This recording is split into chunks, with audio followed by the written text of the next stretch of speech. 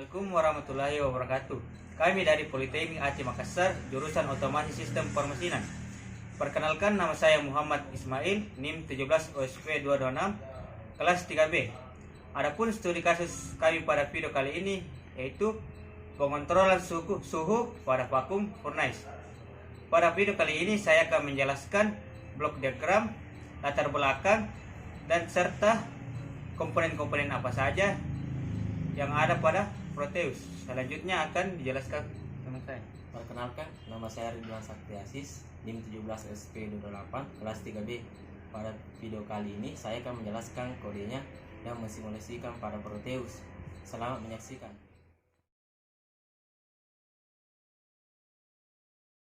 Ya, baiklah, di sini saya akan menjelaskan diagram blok pengendali suhu pada vakum furnace.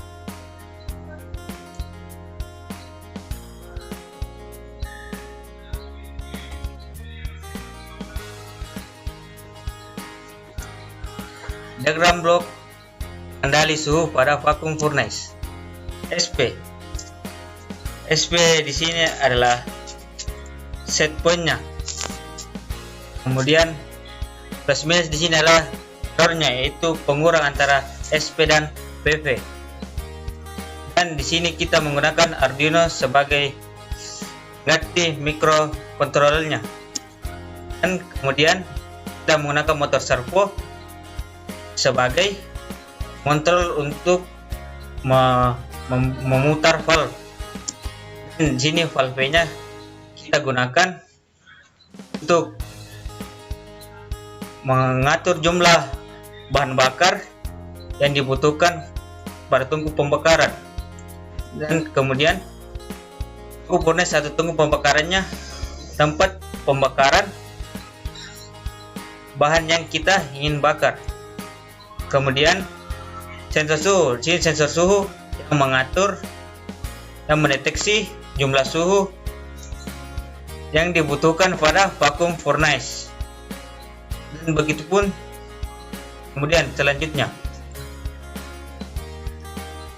Dan selanjutnya saya akan menjelaskan latar belakang dari pengendali suhu pada vakum furnace. Vakum furnace atau tungku pembakaran merupakan sebuah perangkat yang digunakan untuk pemanasan pada kebanyakan industri, seperti pada pembuatan keramik dan ekstraksi logam dari biji atau smelting. Dengan demikian, pengontrolan suhu diperlukan dalam pembakaran, karena pada proses pembakaran suhu yang dibutuhkan pasti berbeda-beda. Contoh, pada pembakaran keramik yang memiliki ukuran yang berbeda-beda. Ketika keramik kurang kecil yang dibakar, maka suhu yang dibutuhkan pasti rendah. Begitupun sebaliknya, ketika keramik yang besar pasti memerlukan suhu yang besar. Maka dari itu, yang mengatur itu semua adalah motor servo yang mengatur valve sesuai kebutuhan tungku pembakaran atau vakum furnace. Baiklah, selanjutnya saya akan menjelaskan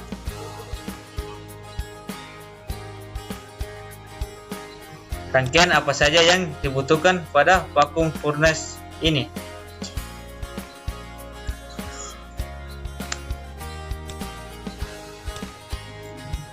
Yang pertama itu motor servo. Motor servo di sini digunakan untuk mengatur valve. Kemudian di sini ini adalah Arduino. Arduino ini digunakan sebagai pengganti microcontroller-nya. Dan ini adalah osiloskop. Osiloskop di sini digunakan untuk melihat bentuk gelombang yang dikeluarkan. Dan di sini adalah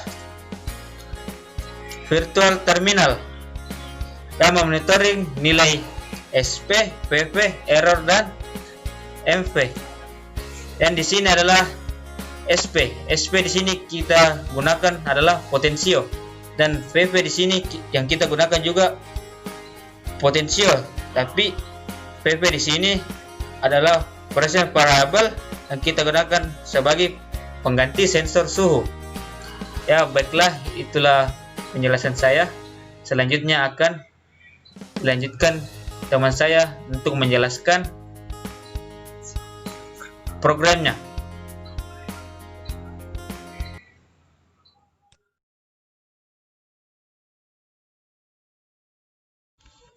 Baiklah, ini ya adalah program dari PID.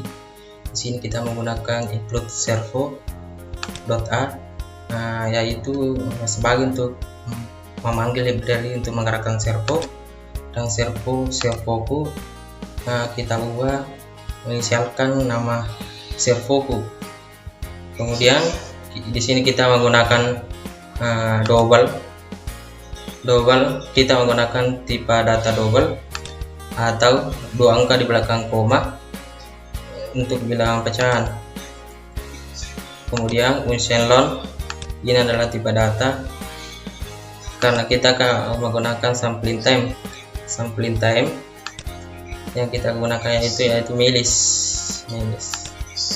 milis. Tipe datanya memang harus unchained sesuai dengan referensi atau reference. Kemudian yang kedua yaitu komunikasi serial. Kita menggunakan 1600 atau 1600 milisecond. Kemudian kita tampilkan pin 3 sebagai output dan beberapa nilai parameter, sigma error sebagai 0, mvmax sebagai 100 atau batasan, mvmin 100 batasan. Kemudian kita menggunakan sampling time yang kita isi yaitu 200, dan last time 0, last error 0, dan PID sangat tergantung pada 3 parameter tersebut, KP, KI, KD. Masing-masing KP memiliki karakteristik masing-masing. KP, KI, KP biasa disebut operation, kemudian KI sebagai feature. Dan di sini kita menggunakan servo ectec yang kita inisialkan servo yang kita gunakan pada pin 3. Kemudian VPN PID, kemudian migrasi lokal, kemudian current time perintahnya yaitu milis. Kemudian kita cek jika current time dikurang last time lebih besar dengan sampling time, maka akan melakukan perintah di sini. Adapun yang perintah yang dilakukan SP atau set point, kita mapping dari A0 read A0 atau pin A0 dari 0 sampai 1023, 0 sampai 100. PV juga sama, tetapi dia berada pada pin A1. Kemudian nilai error seisi dengan SP dikurang PV sigma error ditambah sigma error.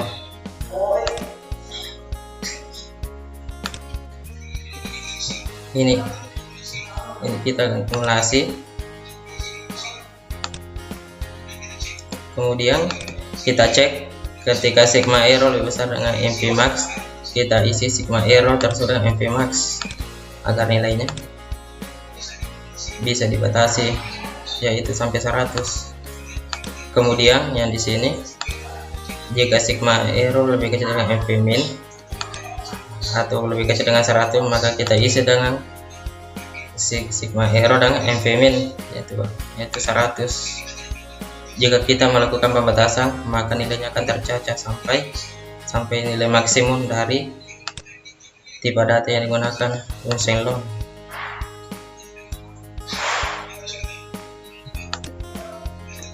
Kemudian delta error isinya itu error, last error P yaitu nilai KP dikali dengan error, I untuk integral, KI dikali sigma error, kemudian delta L KD dikali delta error,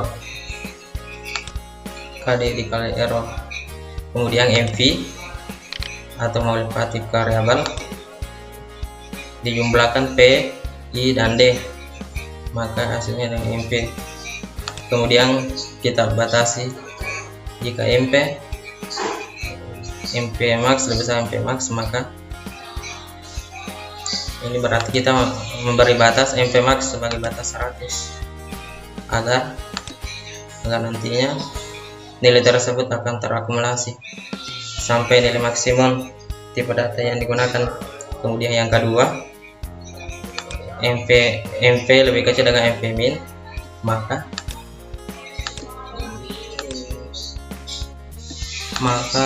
kita isi MV tersebut atau MV 100, sama saja kita memberi batas sini.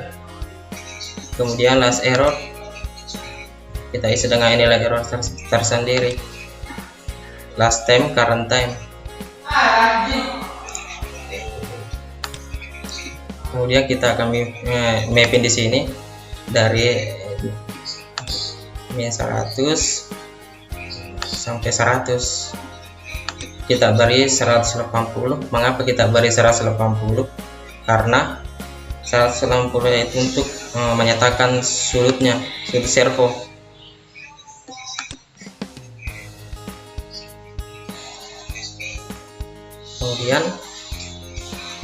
Kemudian kita print.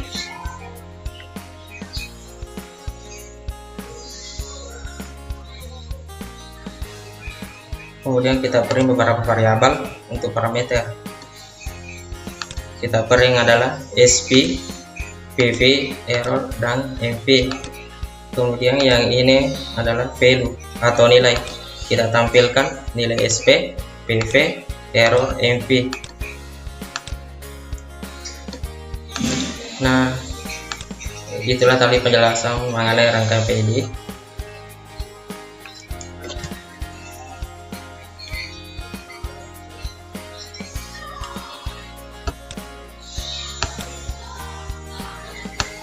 Baiklah, selanjutnya kita akan simulasikan pada rangkaian ini.